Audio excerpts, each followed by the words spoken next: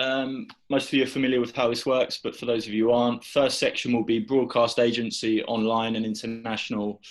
We are recording that, so you don't have to. We can distribute that to you afterwards. The second section will be our normal daily newspapers embargoed section for 10:30 p.m. tonight.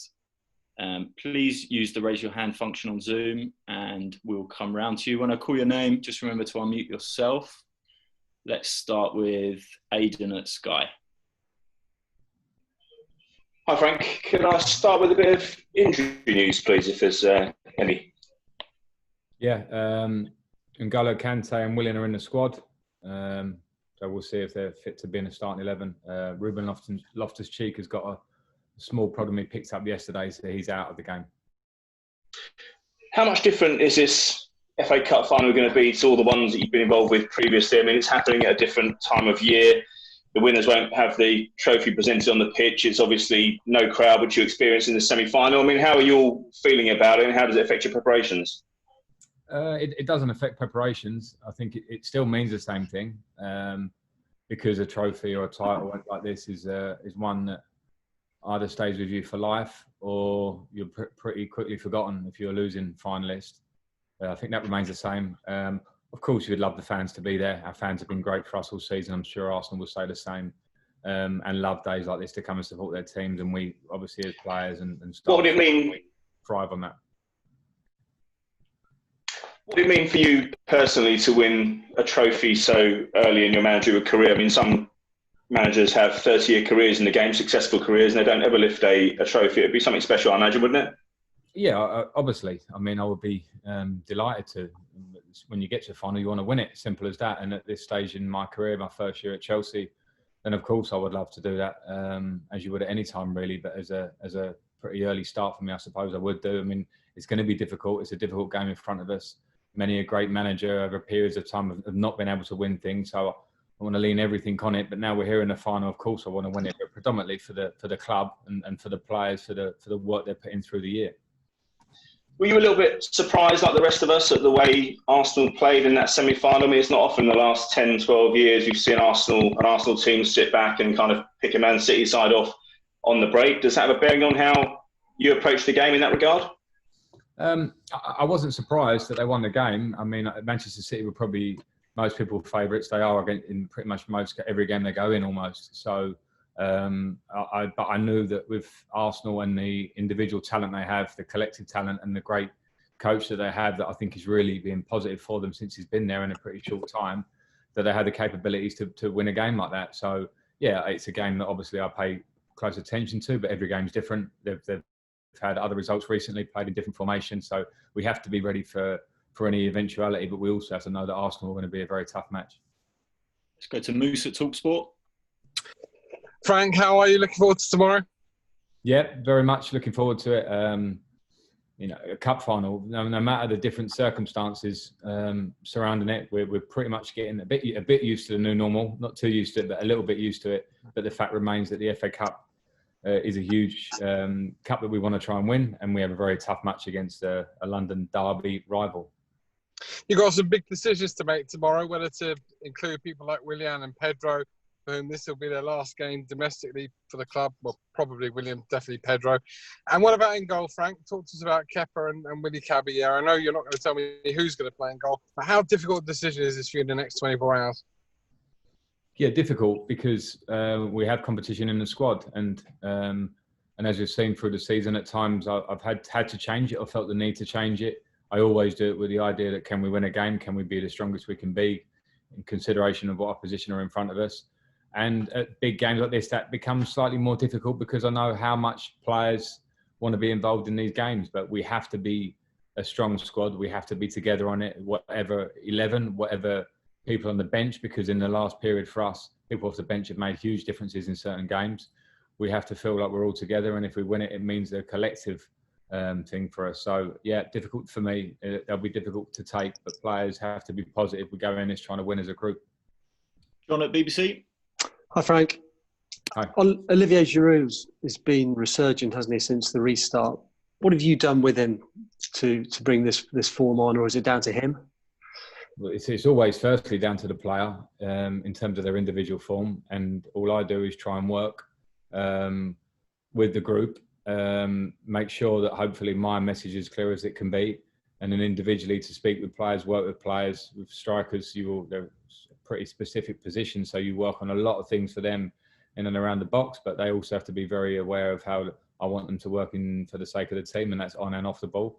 Olivier has always been fantastic at listening to information, relaying it, being a leader, being a person who's a pleasure to coach, and that he tries to take in that information.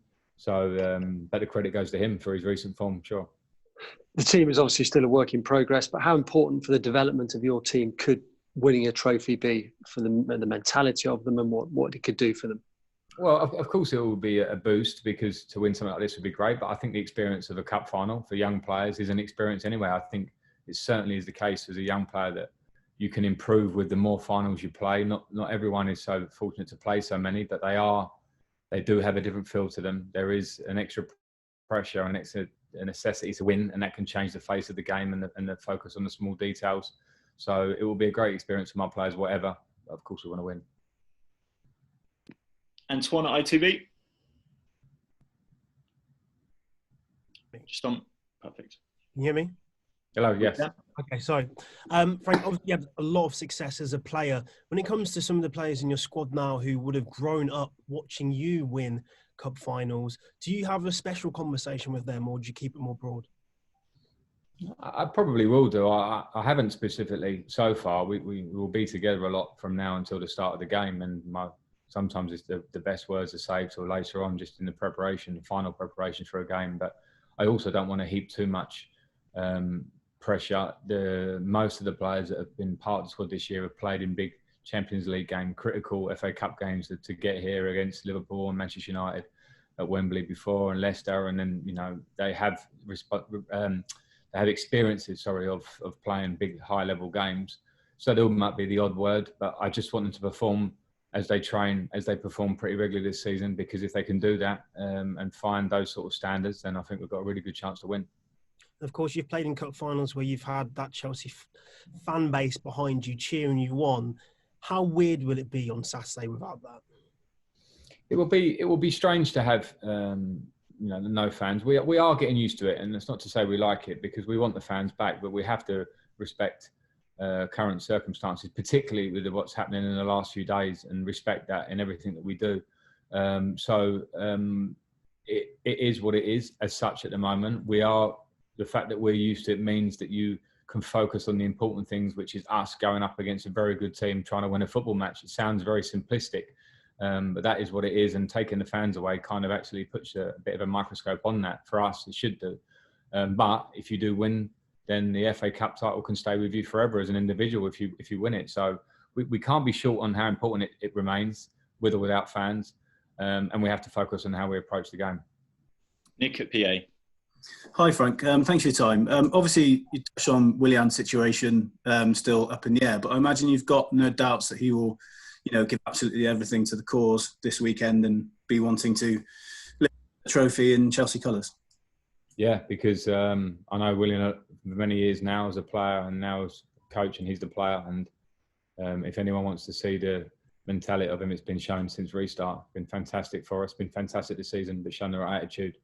So I would expect nothing less than he's shown already, and that's Willian for you. James Ollie. Hi, Frank. It's just following on from John's question, really. We often talk about, particularly for the big clubs, the domestic cup competitions being stepping stones to maybe challenging for the Premier League, to the Champions League. You obviously won this competition 4 times. Do you see that? Is that a recognised sort of path that you can, see these domestic cup competitions as a stepping stone to go on to challenge for the bigger prizes? I don't quite see it as matter of fact, as I've been asked it quite a lot in the last couple of weeks, probably since we qualified for the final. As in, if you win this FA Cup, that means that all of a sudden all the young players will be experienced and we go on to fight for the league titles, etc. I think it's a nice boost, but it would only mean anything going forwards if we take the boost, put it in our pocket, and continue to work and improve as a club on the training pitch and how the club moves forward. So I'm not trying to play it down at that point, but I think a good club, a top club, will compete for cups and titles, league titles, pretty much every year. We did it for a long time. At the moment, in the last few years, we haven't been able to fight for that league title. So this will not mean all of a sudden we're back and in that picture, but it can be a nice, small step when you consider where we want to get to next year. Nizar? Hi, Frank. Arsenal could get into the Europa League by winning this game. Do you think that adds an extra pressure? And what's your personal admiration for Mikel Arteta and the job he's doing?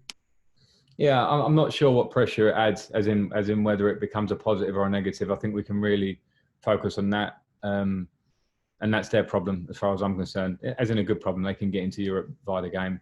We must make sure that our mentality, whether we qualify for the Champions League or not last week, that we are not affected in any way negatively from that. This is a game that means a lot to us. It means everything to us as we go into it. So that's just where we're at.